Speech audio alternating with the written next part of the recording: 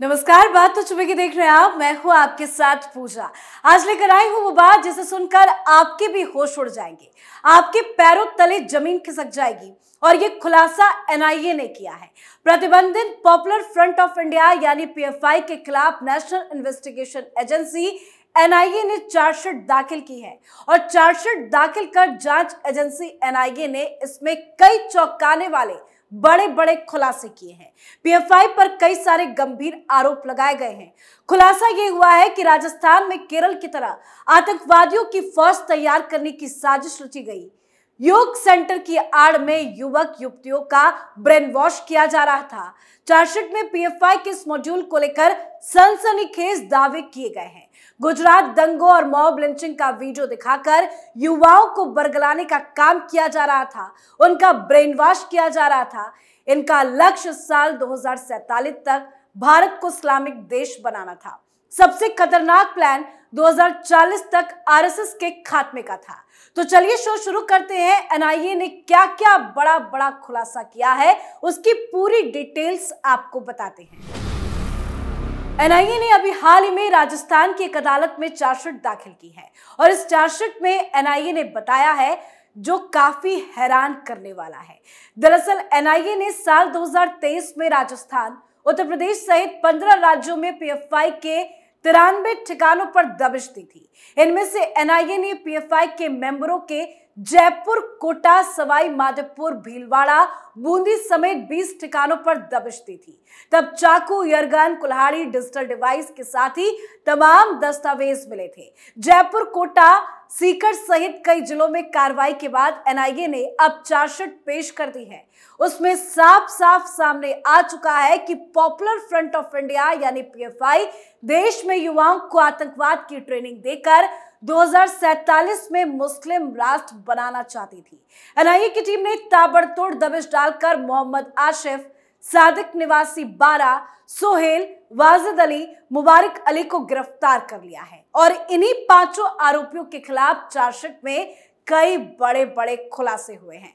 जयपुर में PFI model पर बड़ा खुलासा किया गया है। आतंक की लाल डायरी में देश को मुस्लिम राष्ट्र बनाने का मास्टर प्लान था।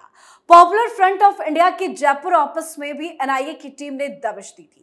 इस दौरान कंप्यूटर मिला था, उसमें से कुछ महत्वपूर्ण फाइलें हाथ लगी थी। इस डायरी में देश को मुस्लिम राष्ट्र बनाने के लिए युवाओं को आतंकवादी बनाकर हमले करने का पूरा मास्टर प्लान था। पेज नंबर 14 में नई भर्ती किए गए लोगों के बारे में बताया गया था। इन युवाओं का ब्रेन वॉश करके आतंकवादी हमले करवाने के लिए तैयार करना था। लाल डायरी में पीएफआई ने कई लोगों की लिस्ट बना रखी थी। इस लिस्ट में पहले वो लोग जो उन्हें सपोर्ट करते थे और दूसरी वो लिस्ट भी है जो उन्हें सपोर्ट नहीं कर रहे थे। जिन लोगों से उन्हें आए दिन काम पड़ता था, ऐसे लोगों के नाम भी लिखे थे। इन अधिकारियों की मदद अलग अलग तरीकों से ली जाती थी, जैसे रैली निकालने के लिए, मेंबर की मीटिंग कराने, इवेंट, पीआर और मीडिया में मदद मांगी जाती थी। ट्रेनिंग के दूसरे हिस्से यानी कि कुल्हाड़ी 2 में तलवार, चाकू या अन्य हथियार का उपयोग और व्यक्ति के सिर, छाती, कंधे और अन्य कमजोर हिस्सों पर हमला करने की तकनीक सिखाई जाती है। इस प्रकार का प्रशिक्षण प्रदान करने का उद्देश्य पीएफआई कैडरों को भारत सरकार, हिंदू संगठनों और अन्य धार्मिक संगठनों के खिलाफ लड़ने के लिए प्रशिक्षित करना है, ताकि साल 2047 तक भारत में मुस्लिम शासन स्थापित किया जा सके।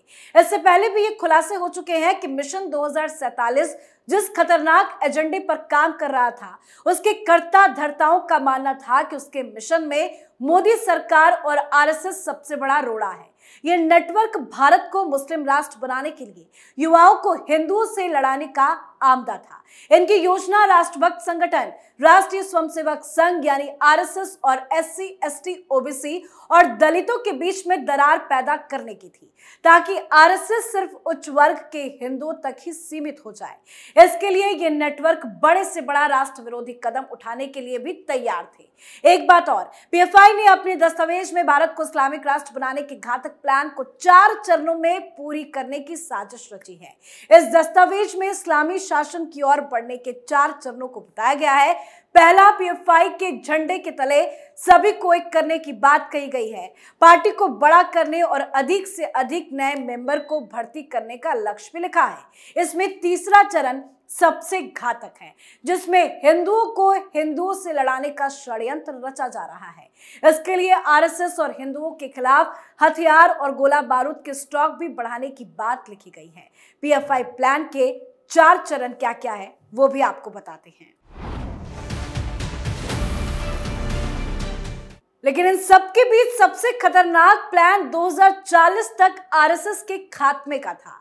आरोपियों के पास एक डीवीडी भी बरामद हुई है। इसे कंप्यूटर में चलाकर देखने पर एक फेसबुक पोस्ट की प्रति मिली थी, जिसमें लिखा हुआ था, हम 26 वर्षों के अंदर भारत पर शासन करेंगे, 2031 में केरल पर शासन करेंगे, 2040 तक आरएसएस को नष्ट कर देंगे, 2047 में भारत पर शासन करेंगे, 1 जनवरी 2050 की सुबह भारत को इस्लामिक गणराज्य घोषित करेंगे। पीएफआई की नजर में हिंदुओं को देश भर में संगठित करने का सबसे बड़ा काम राष्ट्रीय स्वयंसेवक कर रहा है। हर तबके के हिंदू आरएसएस से जुड़ रहे हैं। इसीलिए पीएफआई के मिशन 2047 के प्लान में आरएसएस भी मुख्य रूप से उसके निशाने पर था।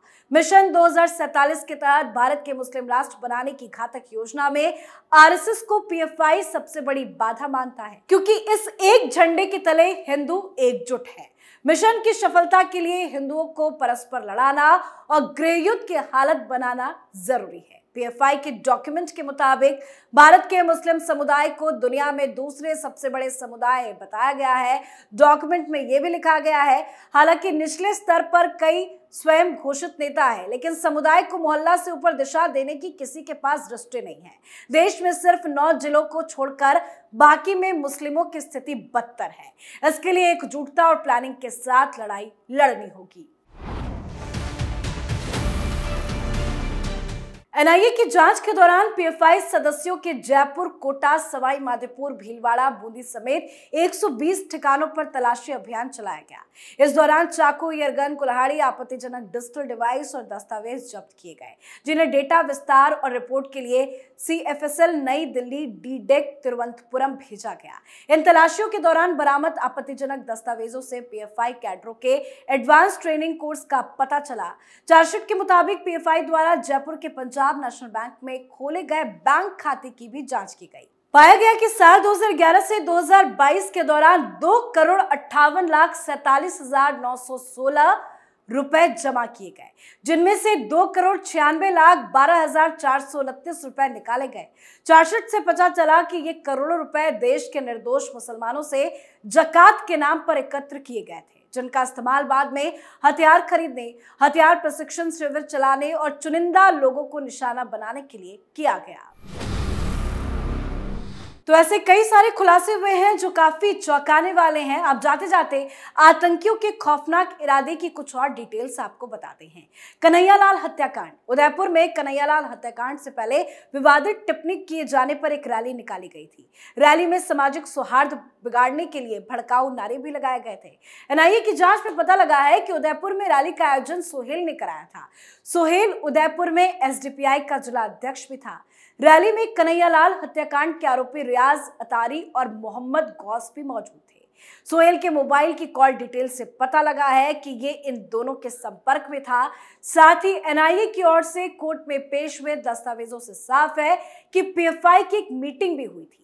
इस मीटिंग में पीएफआई के आकाओं के बीच मंथन हुआ कि केरल सहित कई राज्यों में पीएफआई का नेटवर्क मजबूत है। राजस्थान में नेटवर्क काफी कमजोर है, इसलिए आरोपियों को राजस्थान में मजबूत नेटवर्क बनाने की जिम्मेदारी दी गई थी। इनका मकसद था 2047 तक भारत को मुस्लिम राष्ट्र बनाना। आरोपियों ने जकात के नाम पर 3 करोड़ जुटाए थे। आसिफ सादिक के जयपुर ब्रांच के पीएनबी अकाउंट की जांच में भी कई सारे खुलासे हुए हैं। साल 2011 से 2022 तक अकाउंट में 2,58,47,000 रुपए जमा कराए गए। इनमें से 2,96,12,000 रुपए निकाल लिए गए। जांच में सामने आया कि आसिफ ही अकाउंट को ऑपरेट करता था। ये पैसा जकात के नाम पर लिया जाता था। सबसे बड़ी बात, फिजिकल फिटनेस प्रोग्राम सिर्फ धोखा देने का तरीका था।